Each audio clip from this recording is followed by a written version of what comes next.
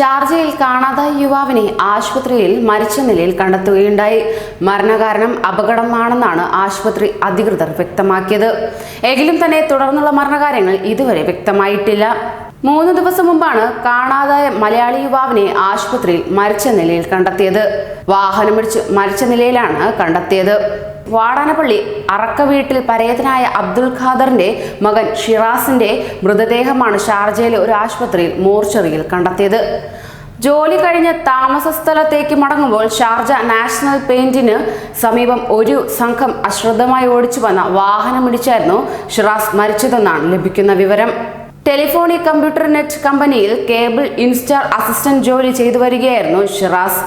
അതോടൊപ്പം തന്നെ ഷിറാസിനെ കാണാതായിരിക്കെ തുടർന്ന് സുഹൃത്തുക്കളും ബന്ധുക്കളും പോലീസിൽ പരാതി നൽകി അന്വേഷണം നടത്തി വരികയായിരുന്നു.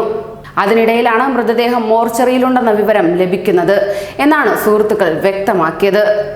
മദ്യപിച്ച് വാഹനമോടിച്ച സംഘമാണ് അപകടമുണ്ടാക്കിയതെന്നാണ് പുറത്തുവരുന്ന റിപ്പോർട്ട്.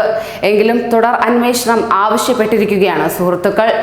ഷാർജ കുവൈറ്റ് ആശുപത്രി മോർച്ചറിയിൽ സൂക്ഷിച്ചിരിക്കുന്ന മൃതദേഹം നാട്ടിലെത്തിക്കാൻ നടപടികൾ പൂർത്തിയായി വരുന്നതായി സാമൂഹിക പ്രവർത്തകൻ നാസർ വാടനപ്പള്ളി പറഞ്ഞു. അമ്മ ലൈല, ഭാര്യ ഷാദിയ, 6 വയസ്സുള്ള മകളുണ്ട്. കൂടുതൽ പ്രവാസി വാർത്തകൾക്കായി ഈ ചാനൽ സബ്സ്ക്രൈബ് ചെയ്യൂ.